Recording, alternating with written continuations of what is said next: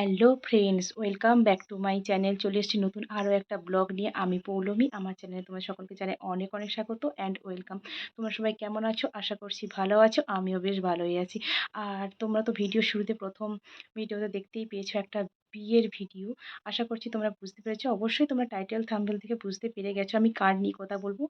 আমি এটা নিয়ে কথা বলতাম না, কারণ অনেকেই আমার থেকে অনেক ভালোভাবে কথা বলেছে, অনেক অনেক কিছু জানতে পেরেছো তোমরা, অনেক কিছু তারা ভিডিওর মধ্যে তুলে ধরেছে। আমি যেটুকু দেখেছি, যেটুকু বুঝেছি, ভেবেছিলাম যে বলবো না, কিন্তু নিজের মনের মধ্যে কিছু কথা জাগছিল, যেটার জন্য ভিডিওটা করা। তো প্রথমত বলি যে পলাশ শাহ যেটা নিয়ে সুসাইড করেছে, মানে পলাশ শাহ যে সুসাইড করলো, তাকে কাপুরুষ, সত্যি করে সে কাপুরুষ ছিল, সেই জন্য সে সুসাইডটা করেছে। কারণ কারণটা হচ্ছে সে যে নিজেকে শেষ করে দিল, সে চলে গেল, কিন্তু তার সঙ্গে যে আরেকটা জীবন জড়িত আছে, সেটা কি হবে? সুস্মিতা সাহার কি হবে? তার তো, সে তখন মৃত্যুর সঙ্গে লড়াই করছে। হুম, সে তার স্বামীকে এতটাই ভালোবাসতো, এতটাই ভালোবাসতো যে সে আর, মানে সে তার বাঁচার ইচ্ছা একদমই নেই। সে দুবার তিনবার সুসাইডও করতে গেছে। উম, মানে তার এত খারাপ অবস্থা, তার অবস্থা দেখে সত্যি করে আমার চোখ দিয়ে, যখনই তার ভিডিও দেখছি জল চলে আসছে, যখনই তার ভিডিও দেখছি, মানে এত মনটা খারাপ আমার। এই ১-২ সপ্তাহ আমি কোনো কিছুই করতে পারিনি, মানে তাকে চিনি না জানি না অবশ্য, ঠিক আছে, কিন্তু আমার তার ভিডিও দেখে, সত্যি কথা বলতে, একটা এত সুন্দর ফুটফুটে বাচ্চা মেয়ে, যার এই জীবনটা হওয়ার আগেই শেষ হয়ে গেল সব কিছু, শুধুমাত্র শাশুড়ির কারণে। শাশুড়ি তার ছেলেকে এতটাই ভালোবেসেছে যে তার ছেলের সংসারটাও শেষ করে দিল। আচ্ছা, মায়েরা কি ভালোবাসলে ছেলেদের এমন সর্বনাশই করে?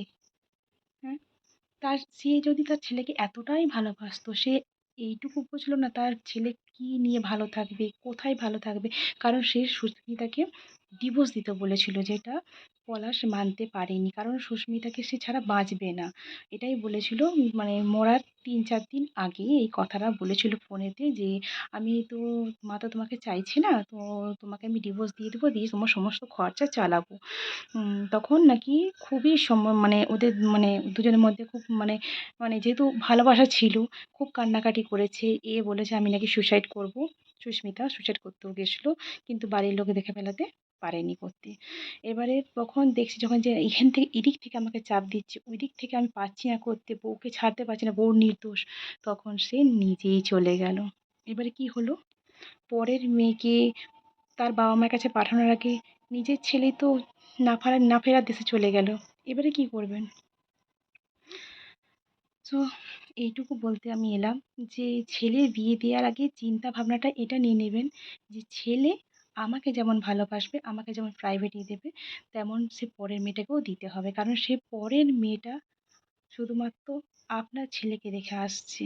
সে সমস্ত কিছু ছেড়ে, তার পৃথিবী ছেড়ে আপনার ছেলের কাছে আসছে। এটা আপনাকে মাথায় রাখতে হবে, রেখে তবে আপনি ছেলে বিয়ে দিতে পারবেন। আর যদি না এটা ভাবেন, না ছেলে বিয়ে দেওয়ার পর যে ছেলে আমার কাছেই থাকবে, ছেলের সঙ্গে বৌমার কোনো সম্পর্ক হতে দেব না, মানে সম্পর্ক তৈরি হওয়ার আগেই শেষ করে ফেলবো, তাহলে ছেলে বিয়ে দেবেন না।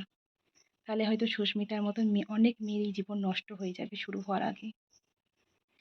তো জানি না কতটা কি বলতে পেরেছি, আমার মনে যেটুকু কথা ছিল সেটাই তোমাদের সামনে তুলে ধরলাম।